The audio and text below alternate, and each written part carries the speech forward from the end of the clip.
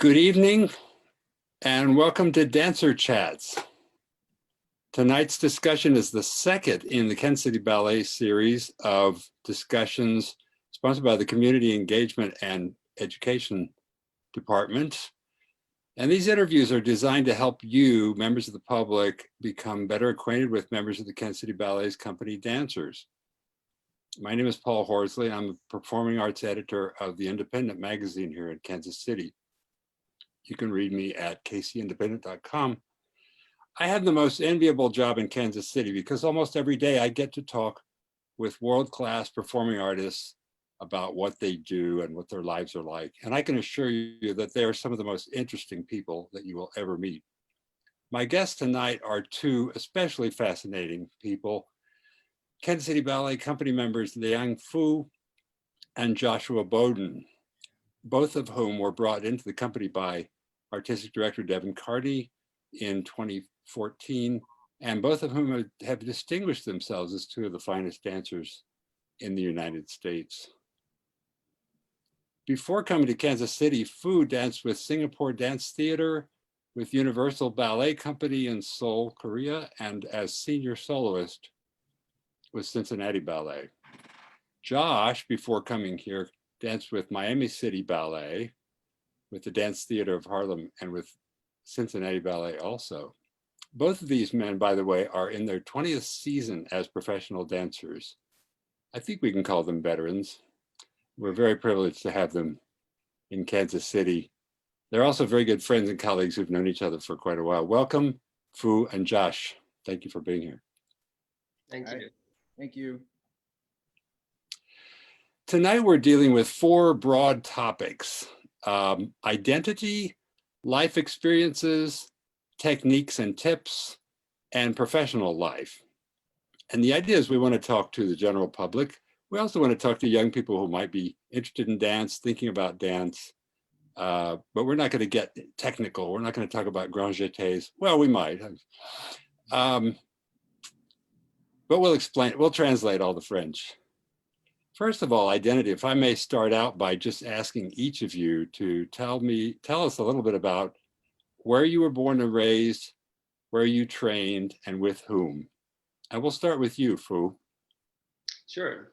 Hi, everybody. My name is Liang Fu, and I like to have people call me, my friends, everybody call me Fu. So I was born in Qingdao, China, and I was raised there until I was about 11 years old, and then I went to train professionally with Beijing Dance Academy in Beijing for 6 years. And Josh? Hi, I am originally from Miami, Florida. I started training at the age of 10 at the Miami City Ballet School. And from there, I went on to different summer programs, year-round programs that eventually led me to my career as a professional ballet dancer.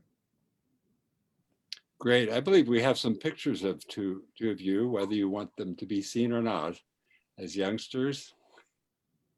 And while we're looking at those, I wanted to ask what aspects of your upbringing had the greatest impact on you? Oh boy. And since we're seeing Fu there, we might as well start with him. What are things that in your upbringing and in your training that had an impact on the person you are today? I think the most important for me, it's being independent. So this picture you're seeing is actually from when I was doing Qingdao, training with Qingdao Art School. We did a performance, Hungarian children dance group. So that's like me right there. It's like 10 years old. But anyway, in front, of course. Thank you. So when I was about 11 years old, I went to Beijing to study for 6 years, like I mentioned. So I left my parents from the hometown, which is about 8-hour, 10-hour train ride. So it's not, they can't visit me every weekend or anything like that. So I was on my own when I was 11. So all you have is your classmates, friends. Yeah. And then you just live with them all these years. And then I kind of learned how to live on myself, and then learn to do everything yourself, because there's not really anyone there. My parents, they come to visit me like when they can, but traveling is expensive, and then they have to work. So, and that experience being independent made myself learning everything that you have to count on yourself. You can't count on anyone, really. I always tell myself I want to be able to do something before I ask for others for help. So that's I'm proud of to be able to be independent. I think people have to realize that in a nation of 1 billion+ people, to be chosen on any level to go to Beijing to study is an enormous honor. I know that from friends of mine in music as well. How about you, Josh? What are the things that in your upbringing and background that helped form the person that you are today? I think some of the things that I carry with me today is I was always told to be my own person and not follow along with the crowd. I guess growing up in the inner city of Miami, it was easy to just fall in with the crowd and do what everyone else did. And when I was younger, I always knew that I wanted to do something different and do something more than what my surroundings and my environment offered. So I think just being my own person and doing things my way and making and making my own voice heard was what I carried with me and I learned as a kid. Yeah, This you is gotta a make friends. yeah. Tell me about each of you, if you could, how you identify yourselves. Other than dancers, how has your heritage impacted your identity? Particularly here within the American ballet culture, you bring a certain individuality to it. And I'm curious to know how you like to think of yourself in terms of where you fit into the dance world in the US. Should I start? Fu. Okay. Yeah, let's Yeah. start with Fu, sorry. So being Chinese in America, like obviously I stand out when, for example, people come to see a performance, you see everybody on stage, you might see me and you may remember me because I'm being one or a few of the Asian face on stage. So that actually, it's a privilege to me to be able to have that. But I remember when I actually had trouble with my visa in Cincinnati, which because I'm Chinese. And so when I joined Cincinnati Ballet, they apply for the visa for me every year. So every year I need a renewal. So after 3 years, you would think it would be easier, but somehow that summer, I had so much trouble. I had to ask for everybody in Cincinnati, including the senator, to write a recommendation letter for me. I was on TV, I was on the news because we submitted the same documentation to prove I'm have qualified to be dancing in America for 3 years. But then that year, they said they need more evidence, which I have given them all. So we had to ask for all the people like choreographers throughout the world and people I've worked with to write a recommendation letter to build a really strong case. So I was not on the edge, but almost didn't get my visa to continue working with Cincinnati Ballet. So that was kind of big. I mean, everybody saw me on the news in Cincinnati. So that was something, like I understand it happens, but it's like opposite from being privileged to be able to be recognized. Well, if there's no such thing as bad publicity, that brought attention to both you and to the Cincinnati Ballet, I suppose. Nothing like being on the nightly news. How about you, Josh? Can you repeat the question? Please? Well, just curious about how you identify yourself and how your heritage has impacted your identity as a dancer and as a human being. Sure. Again, growing up in Miami, it was a melting pot of all different cultures. So I was able to absorb different experiences as a kid. And I realized as I got older that what was going to make me stand out and be an individual was not the what I look like or the color of my skin, but what I was actually bringing to the table as an artist or a dancer. So I think I found a way to actually not just be the Black guy on stage. I wanted to be that talented male dancer on the stage as I went forward through my career. As I am going forward, even in today's new world of ballet. Yeah. Curious to know also what motivated you when you were growing up and what motivates you now. Fu, let's start with you. Yeah, so growing up, I don't know, I had this feeling that I just want to go out. I want to explore more places. You know, in China, of course, you know, we watch all the movies, seeing all the news about America, Europe, and everywhere. So I always wanted to be able to just go out, maybe try another place and see what they're like. So when I was in school, when we studied English, I was already paying attention and be at the top of my class because I know that's the first tool you need to be able to travel overseas. So that led me to come to America because it was like my dream. I just want to go out and explore. So that was my motivation every step of the way until I got here. And now what motivates me, I would say it's my family. It's my wife and my dog. Like I want to, you know, be the husband of the house. I want them to be happy. I want everybody to be happy, live a happy life. You know, I want my dog to be happy. I want to please my wife. And take care of the house. It's really just, it's not like a family man, but you know, that's the family is always number one and should always be number one. So. And Josh, how about you? Wow, that was amazing. Well said, Fu. I think what motivated me when I was younger was I always wanted to, I guess kind of in the same narrative as Fu, I always wanted to get out and do better and be successful. And even though I started training with ballet at a young age, I didn't know that was going to be the vehicle that got me out of my environment of where I was. So I think I always wanted to do better and do more and just actually be a person or be a successful story because most of the time that wasn't what was happening from where I was coming from.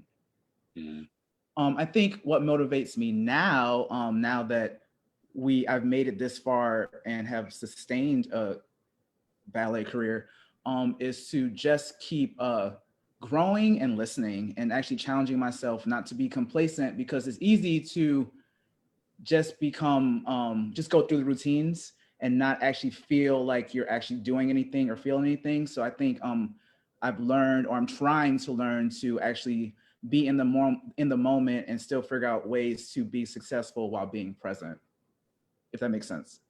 Kind of. Yeah.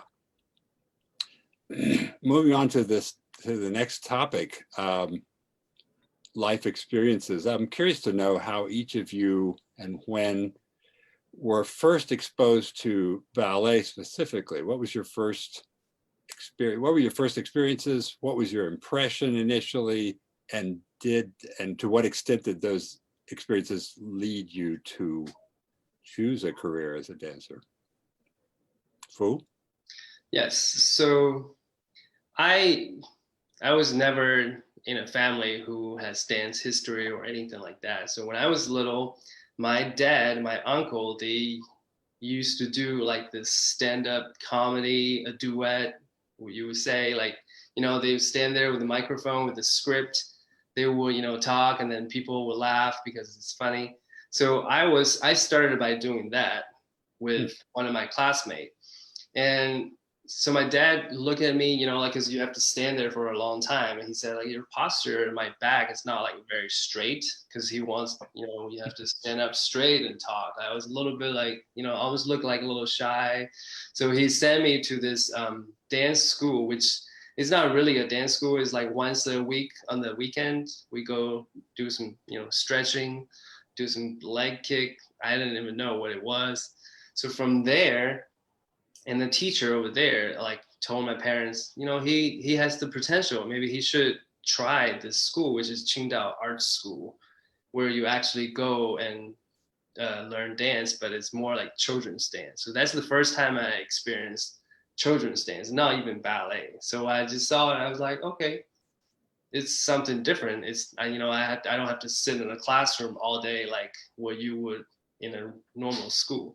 So from that, I started doing children's dance, many performance and everything. And then Beijing Dance Academy, they audition for students all over the country every year. So, and then my school is where they come to every year too. So I knew like some older school friends, they audition and then they get in, so they move to Beijing. So that's just like what we do there. Like every year you just go audition and see what happens. And then I was lucky enough to get in. But then when I auditioned, I was actually auditioning for the Chinese classical dance. So it's not actually ballet.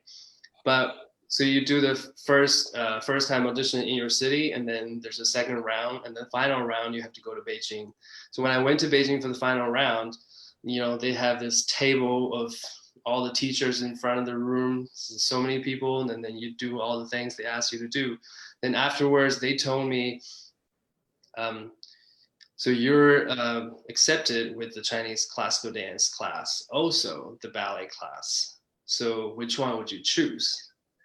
So me not knowing anything about ballet, the only thing I chose ballet is because they said, if you don't qualify or if you don't do well in the Chinese classical dance, you might just go home.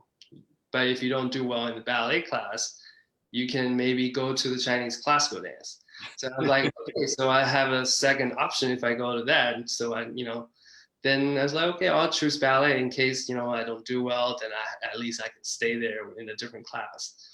So from then, as time goes on, there are other ballet companies come to Beijing to perform. All the big companies around the world. So we just go to watch ballet. That's how I really first sing ballet. So that's like around 11 years old. And then I was like, wow, it looks very nice. It's very different. And I wasn't like totally into it because, when you go to school, you don't know what you're doing. So I was like, okay, I'm just going to learn it. So that's how I experienced my ballet the first time. Great. I'm glad you mentioned your dad and your uncle because it reminds me that, people don't realize how much of ballet, especially full-length story ballets, are actually theater, and they involve acting, they involve pantomime, they involve, as Devin Carney has actually tried to bring back some of the pantomime elements from the 19th century, some of which are lost on contemporary audiences. But being able to act is really an important part of, and just be present and sometimes funny on stage is an important part of dancing as well. How about you, Josh? You had the enviable situation of growing up in the city of where there's one of the great dance companies, ballet companies in the country, in the world, located. I was curious to know whether that played into your first experiences. I was very fortunate growing up in Miami.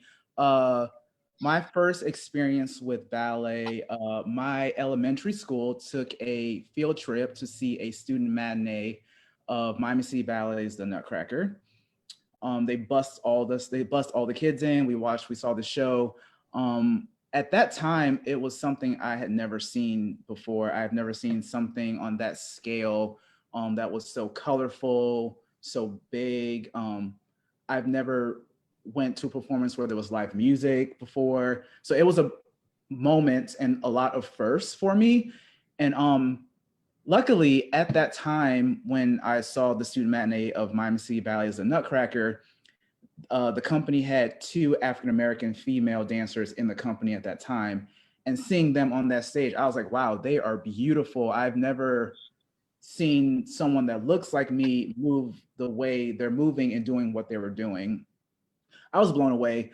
I was probably the only one in my class that didn't fall asleep during the show and actually was engaged the whole time. And at the end of the performance, they handed out brochures for Miami City Ballet's upcoming season, as well as brochures to the school.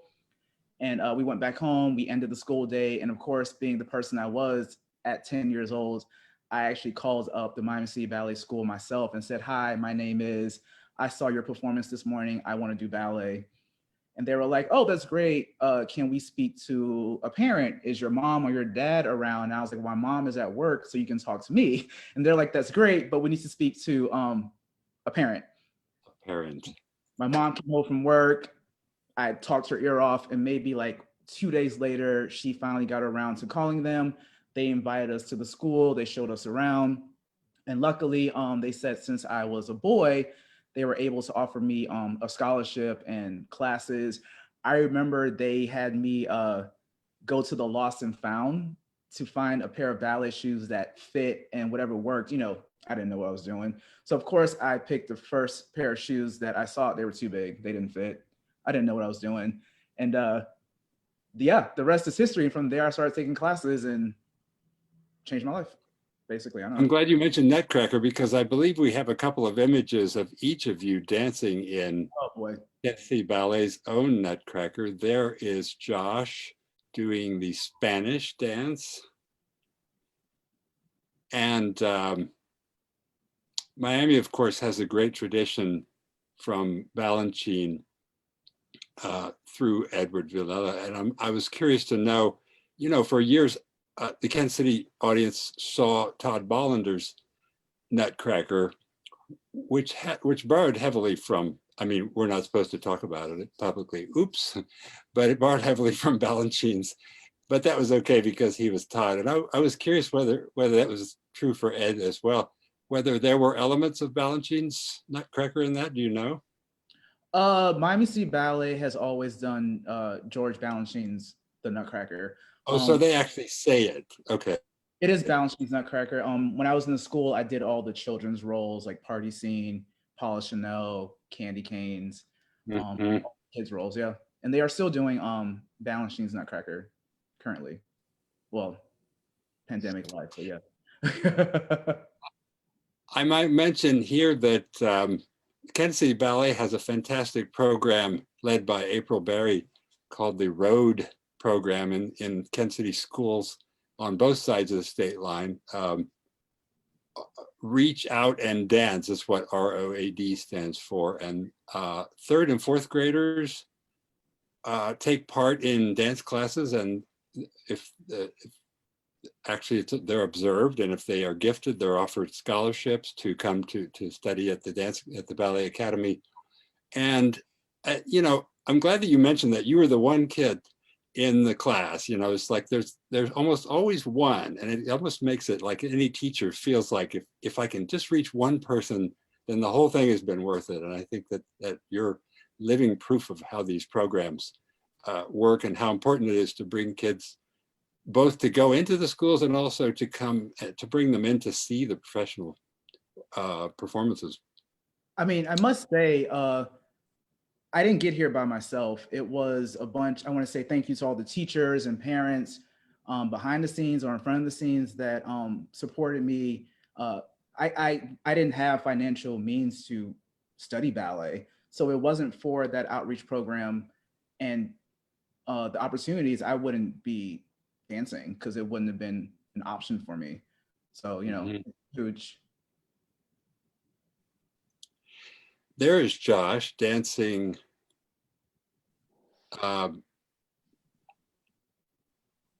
Choleric, I believe, from Four Temperaments. Is that correct? Melancholic. Melancholic, sorry. Music by Paul Hindemith. And that was a dance that was originally danced by William, I'm drawing a blank on his last name, Balanchine dancer who is from St. Louis originally. And well, let me ask each of you while we're looking at Balanchine and talking about mentors and the road program. Do you have a mentor or a role model even now? Do you think that's important? And do you currently mentor anyone? Let's reverse the order and start with Josh this time. Oh, okay. I think I've been fortunate enough to have been around some iconic male dancers. American male dancers. Growing up in Miami, I was able to work with Edward Valella in the school, as well as when I joined the company. When I danced at Dance Their Harlem's Ensemble, I was able to work with Arthur Mitchell, not knowing they were mentors at the time. I just knew they were huge names in the dance world. And I was able to absorb information that they passed on through their work and their training and their classes and their knowledge of ballets. I would say, I guess right now, the artistic staff of Kansas City Ballet are basically our mentors because they drive our day-to-day work. So, you know, we have, I mean, not to go through the list, but we have Devin Carney, Christy Capps, Parrish Maynard, Christopher Rude, who are all former principal dancers from their careers who are now passing on the information and the knowledge that they've learned through the years onto us. The company dancers, which is also another form of being mentored that we don't even realize, but it is. Also, I must say, a huge inspiration to me when I was a kid was Albert Evans of New York City Ballet, because I remember seeing the Balanchine Celebration video from the 90s, and he danced the second pas de trois in Agon, I think. And I just was like, wow, who is this guy? He was beautiful. He was amazing.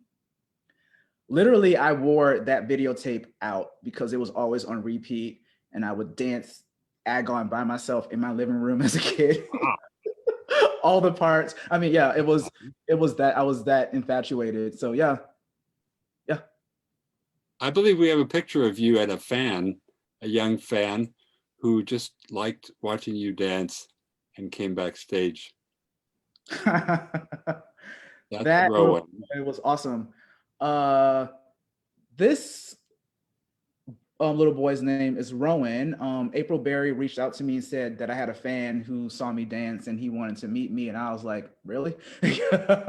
But he came to the studio and he was adorable, a little shy at first when we met.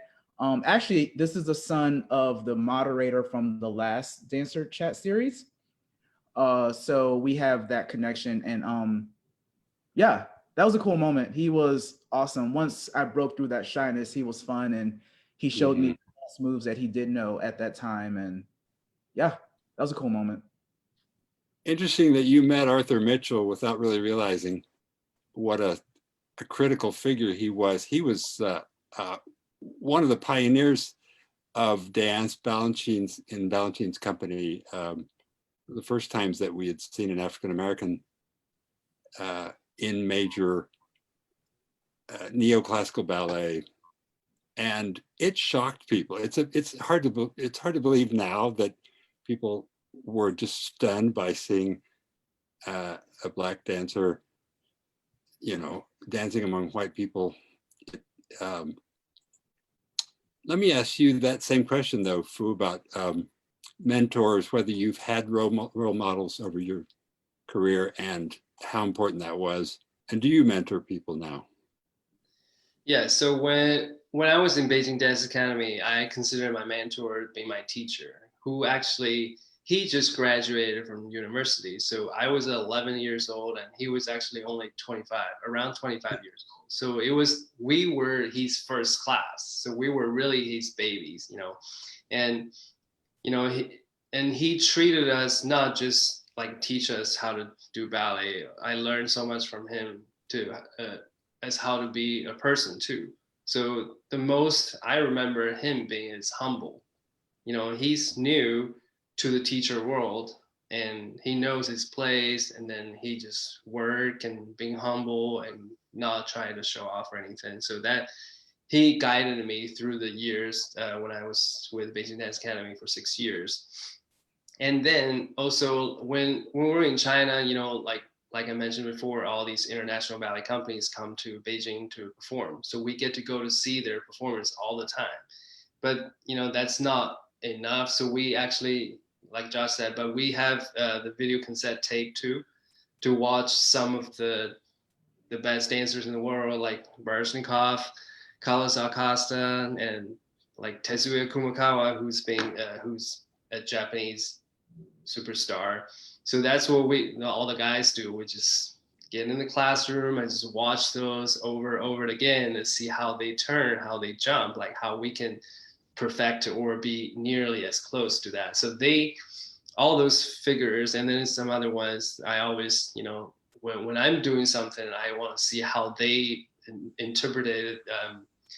Like if we do a classical full length, how they did it as for that role, and then I try to get some from this person, some from the other person, and then put it together to be my own, but try to get the best out of them.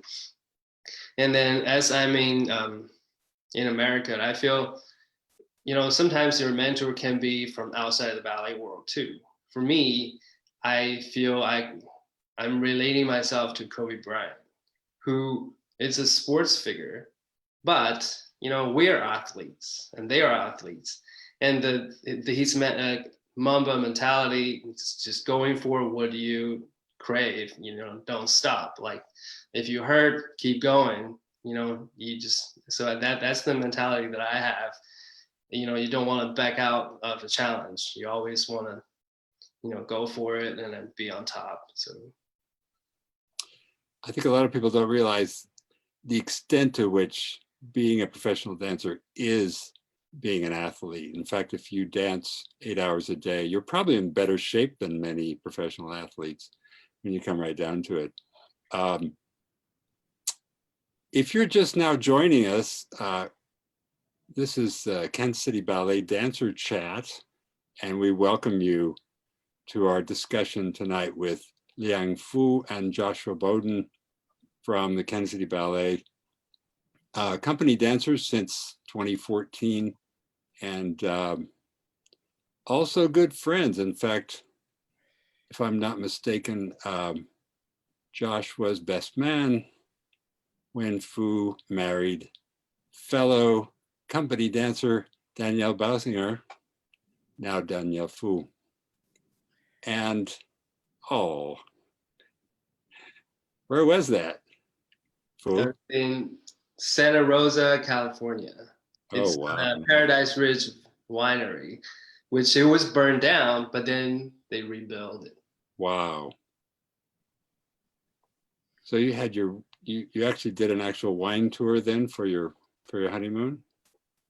No, our honeymoon was 2 years later, I think. Oh, I A see. year later, sorry.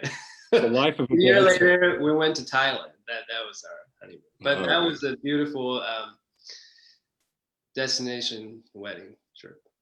It was amazing.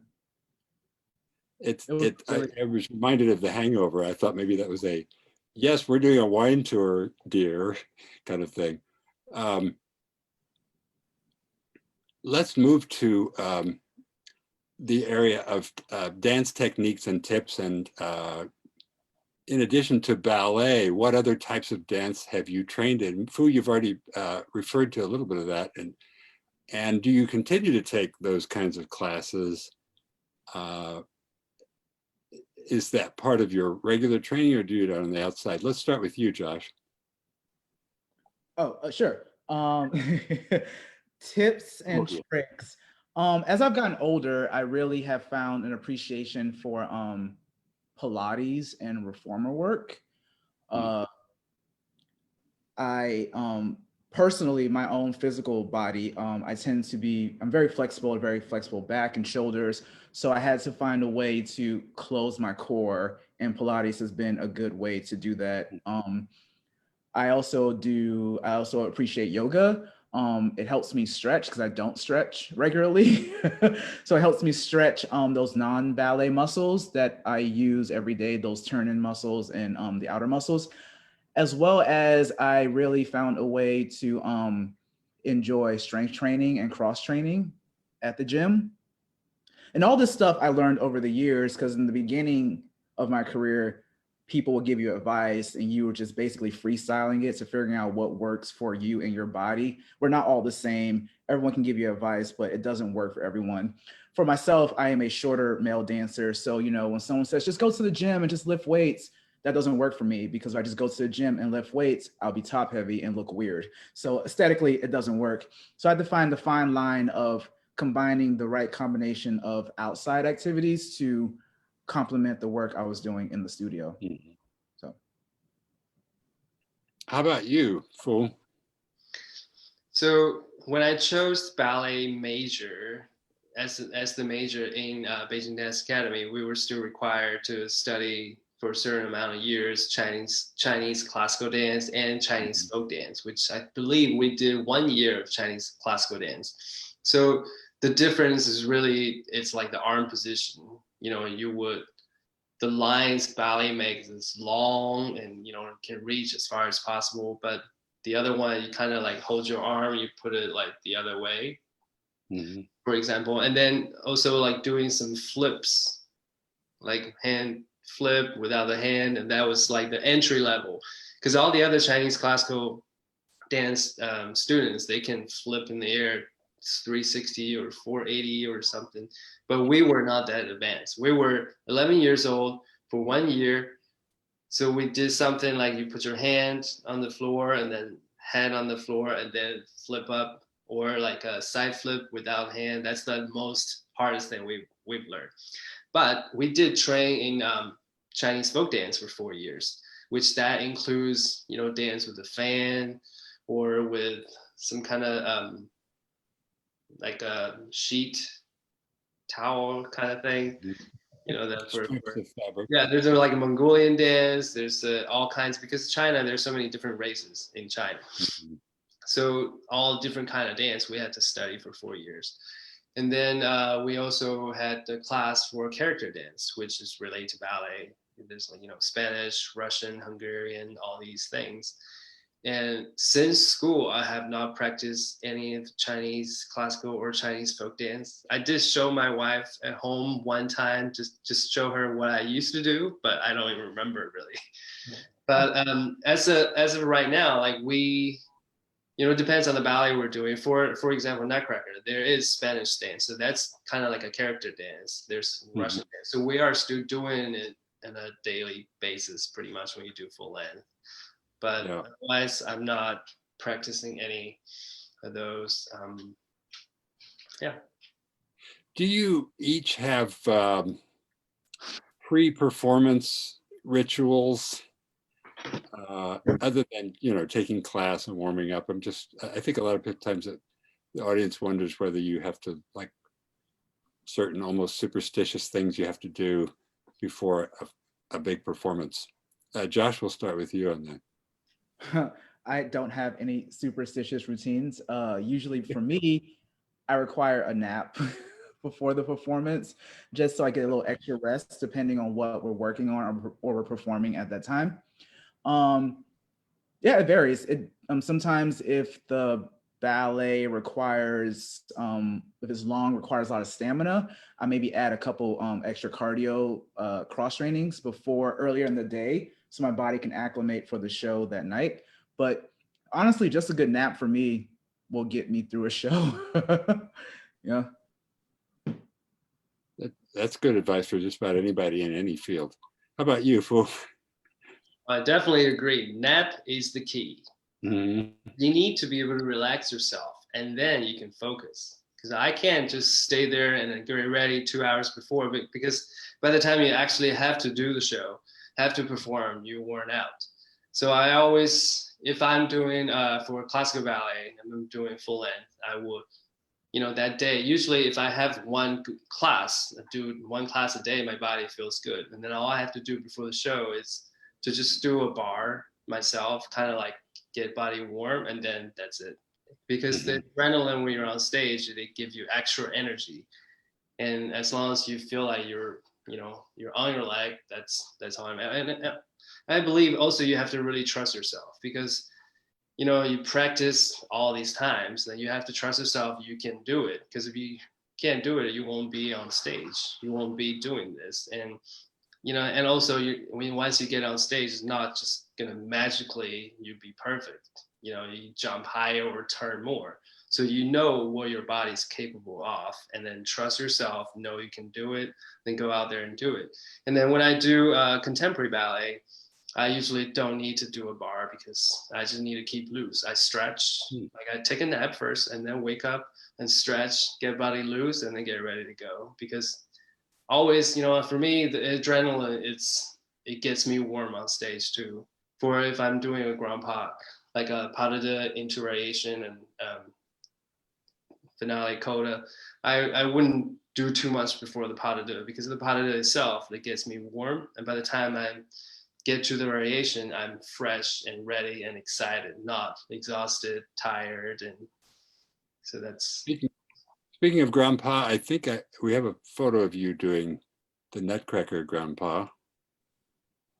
Yes. With your, at that time, still future wife?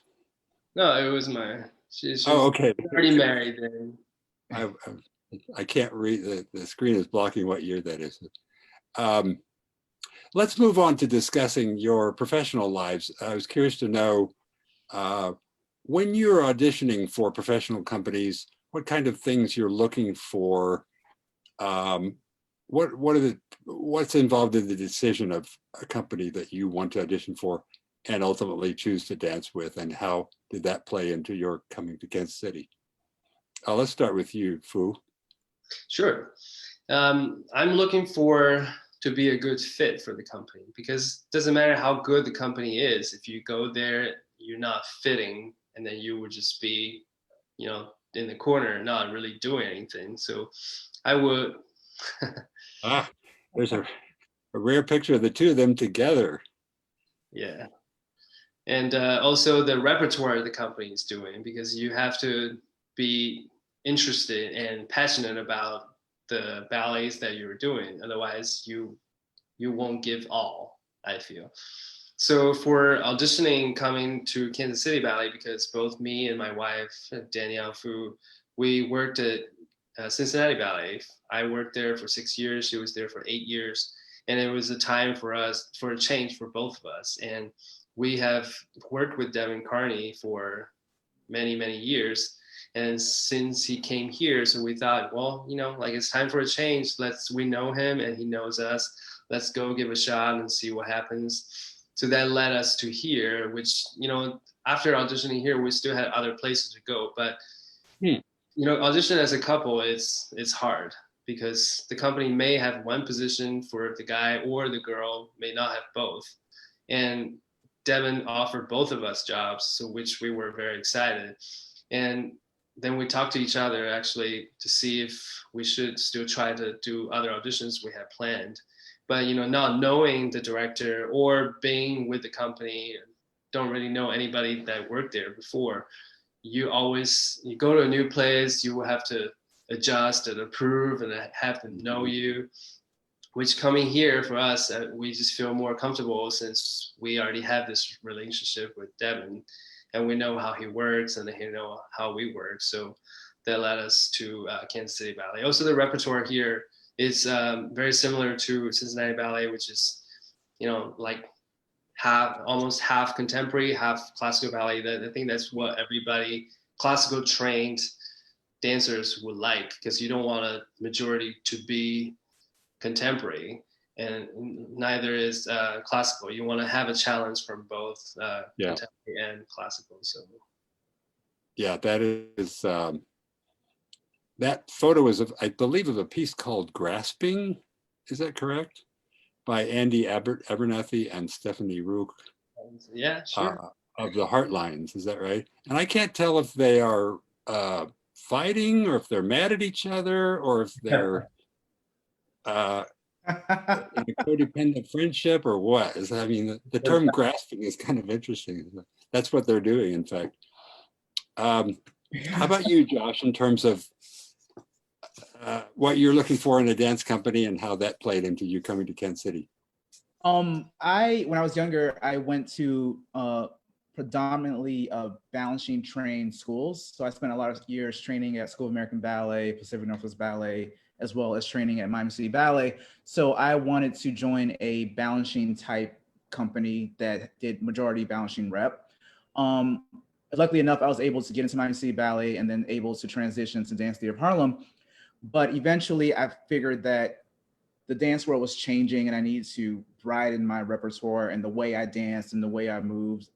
Eventually I found myself to Cincinnati Ballet, that had a more diverse rep, more classical ballet, more contemporary, as well as the balancing ballets as well. So I was able to just do different things and not just be that one type of dancer, because that's not the type of dancer you want to be. You want to always grow and change. Of course, at a certain point, I started to feel I was becoming a little stuck and not moving in the direction that I was hoping for. And I knew that maybe I needed a change. Luckily, I had worked with Devin Carney at Cincinnati Ballet for several years before he took over as artistic director of Kansas City Ballet. So when I was thinking about making a change again, it was a no-brainer to contact him. Actually, I ran into him backstage at a performance at Cincinnati Ballet. We had a brief conversation, and at the end of the conversation, I was like, "What are your thoughts if I come down to say?" And before I could even finish the statement, he goes, "Yes, yes, I love it. Do it." So, so of course, I came down to Kansas City. I auditioned. I took class. Luckily, all the stars were aligned. He was able to offer me a contract after that class, and then I transitioned to Kansas City Ballet in 2014. The funny thing is, at the same time, Danielle and Fu were also making their plans to make their move, and we hadn't talked to each other yet about it. So when we finally told each other what was going on with our lives, we were like, "What? We get to continue our lives in another city?" And I will say this, before the pandemic and COVID life, Danielle and Fu could not get rid of me. I was always attached to them and always with them. So, not only are they my friends, they're my family. And we were lucky enough to continue our friendship in another city for more than 10 years now. So it worked out for the best. I don't know how, because, ballet is an ever revolving door of dancers and companies. So to have a friendship with these people, Danielle and Fu, and we're continuing to work and grow together, it's amazing. I'm really fortunate. I was actually going to ask who followed whom here, because you came in, but that's interesting to find out that you had both made up your decisions completely separate from each other. And we moved here at the same time with the U-Haul and our old car. So he was in the car with us, all three. Can't get rid of him. Truly, they couldn't get rid of me.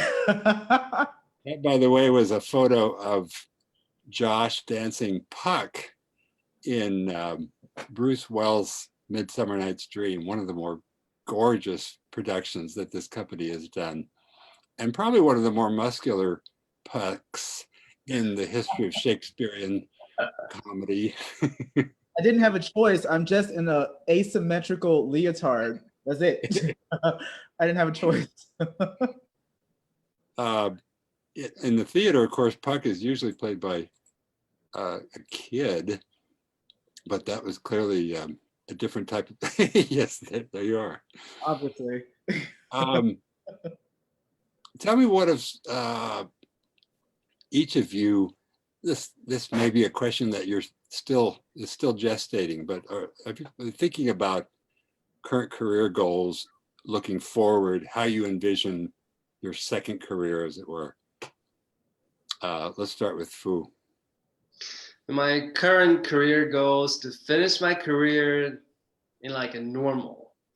So like to be back in the theater, maybe do a performance or something, that not having to wear a mask.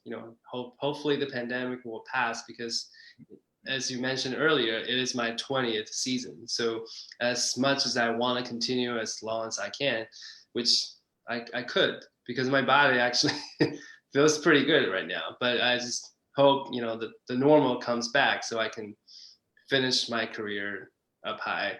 But as for the second career, a few years ago, actually, before I came to Kansas City Ballet, I kind of almost not lost interest in ballet, but it wasn't as interested, because I felt that's why I needed a change. I feel like maybe I should do something else. I don't feel like I'm not enjoying myself as much as I used to. But I didn't figure out which direction I was going to. And then I came to Kansas City Ballet. I was just kind of like falling back to ballet again. So I was just, okay, so I like this, and still enjoy dancing, which I found the passion for it again. So I just really just still focused on dancing, because I feel for me, it's hard to focus in different things at the same time. So I like to focus on one thing at a time. But through this pandemic, and I kind of got interested in like photography a little bit, and I'm passionate about cooking, and we've been doing some home projects. So I've been playing with those power tools. So that's something that I'm kind of interested in, but like I haven't decided which direction to go to. How about you, Josh? Well, I think I've had to pivot my thinking on what my second career would be after my ballet career comes to an end. Eventually, my original plans were I wanted to transition into Broadway because I love being a performer and an artist, and I thought, that would be a good transition because there really is no, I don't want to say age limit for Broadway because there are roles for all different types of ages and characters. So I thought at the time, pre-COVID, pre-pandemic, that it would be a good option eventually. But now I'm not too sure because who knows when the lights on Broadway will be turned on, or touring companies, or that whole performing arts world will come back to what it used to be. So as of right now, I don't have an answer for you, Paul. I honestly don't know. At this point, I'm just trying to make the best of whatever version of returning back to the studio or the stage that we are entering right now, because we honestly don't know what the performing arts will look like in the next year or the next couple months. So I really just been grateful for the moments that we have now. So I don't really know what my second career would be because I'm still trying to hold on to this career before it's taken away from us again. That last image, by the way, I believe was Fu as Albrecht in Devin Carney's Giselle, I believe. Yes. Yeah, I think it's understood that we're talking about ballet as if we were already past the pandemic. I realize we can't do that, but we like to think that this too shall pass, and we have to continue to make plans for life going forward. But that's not to say that this has not had a huge impact on dance. It is notable, and I think remarkable, that the Kansas City Ballet has chosen to do a holiday program, socially distanced, socially safe, safe for dancers, and we encourage all of you to come to those, and tickets are limited. In fact, they may be sold out already. But in any event, if you want to contribute to the ballet, there's a contribution, there's a button in the bottom of your screen. Please do, to help ensure the future of this company, because you got to realize that there's almost no revenue coming in right now. And yet the Kansas City philanthropic community has been just extraordinarily generous in keeping things afloat, not just with the ballet, but with other larger, the other companies in town as well. Let me ask each of you, are you optimistic, other than the pandemic, about the future of ballet in America in general? And what are some of the things that we could all do to make ballet more a central part of our everyday life? Josh, let's start with you. Sure. I think I've said this many times during the pandemic that art finds a way and it will survive and continue to thrive as we go through this pandemic. I think what we are all hoping for is that we're able to create and work safely again. I think Kansas City Ballet has found a way to bring us back safely, working in smaller groups, socially distanced with masks. But I feel that in this time, the art world is being so creative, because even to this today, we're still rehearsing via Zoom, and choreographers are creating via Zoom, and we're still working in the studio, but still in a digital format. But some of the most exciting work has been created through this pandemic, and innovative ways of dancing and approaching dance, and what ballet means or where ballet can go, or just art in general has really found its own way to still resonate through this time. I think we have to keep the arts going. We have to keep people engaged. I think some of the best ways we're doing that is by the road program, by going out to these communities and getting children while they're younger interested in the arts, getting them off the devices and actually into an environment where they can interact and grow and create as well. Move. And move. Yeah, I think that's, we have to get the next generation interested in other things. And, dance is a great way that really is all encompassing. It works your mind, it works your body, you're able to express yourself, you're able to, it's good for coordinate. There's so many things that dance is great for, especially when you are a young child. Mm-hmm. But yeah, I think art finds a way. I think we'll find a way to keep it going. And even though we are still in a pandemic and it's not over, we are doing it right now in Kansas City Ballet, which is very fortunate for us because a lot of companies in the country and around the world are not able to actually move forward and actually potentially perform again, even to this day. So, yeah. Thank you. How about you, Fu? Do you feel optimistic about ballet as an art form in American culture in the future? And are there things we could do that could help make it a little more significant to all of us? Yeah, definitely. I think yes, like, after a pandemic, when things get back to normal, there has to be more funding from the government to all the arts in the United States. And for me, it's always, I'm comparing us to sports because we are athletes, they're athletes. The football game gets to broadcast all over the country. Everybody's watching, and if people can go to the stadium, they go to the stadium. So what's the difference between that and ballet? When we perform in a theater, people come to see us, and maybe somehow we have to have the TV exposure, like to get more of that. So everybody knows what ballet or dance is, because there's still a lot of people, I don't believe they know anything about it. They see football, they're like, oh yeah, and then ballet is like, what is that?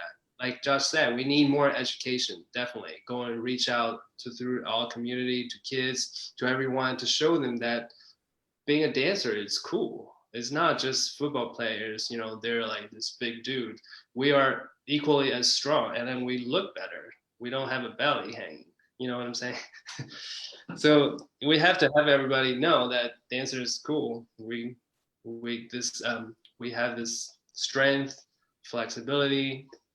I think you just have to get it really out there, exposure. I think you're right that ballet is like many of the sort of higher art forms, is that we have this image, a lot of young people have this image of it as being something pompous and you go downtown. But in fact, when you actually can connect with the art form itself directly, it's like when kids hear Bach for the first time at age 5, they're like, wow, what is this? And, I was dragged to the Joffrey Ballet when I was a kid, and I didn't know anything about ballet. And all I knew was, God, that looked really cool. I wish that had translated to dance lessons for me, but it didn't. I appreciate you, both of you, taking the time to talk tonight. And I thank all of our audience for joining us. Our hour is up. And if you have any final words, our next dancer chat, by the way, is November the 18th, 2 weeks from tonight, with 2 other Kansas City Ballet dancers. Rashida Phillips of the American Jazz Museum will host that. My name is Paul Horsley, and I appreciate you joining us tonight. Any final words from our company dancers? Just thank you for watching, and thank you for your continued support of Kansas City Ballet. Fu and I would not be able to do what we do on a daily basis without the support from people watching or who are going to watch later. Yeah. Also, I want to say that to wrap it up, I've also learned that, during this pandemic, we need to learn to listen without judgment and be better, kinder, and more compassionate. So I want to put that out there as we move forward. My little PSA. Thank you. Fu, final word? Yeah, thank you everyone for watching, and just keep calm and never give up. Yes. Keep calm. I think that something Josh said is really important to remember, that the limitations sometimes that are put upon us can be a springboard to creativity. in fact, every time someone has created something new, it is because they've been able to either work within the limits of an art form or work outside of it, stretch it. And that's how we got Balanchine. That's how we got Forsyth. That's how we got Twyla Tharp. With that, I will close it. I thank you both for joining me. Again, I'm Paul Horsley. I'm here with Liang Fu and Josh Boden. And thank you all very much. Thank you, Paul. Thank you, Paul. Have a good night.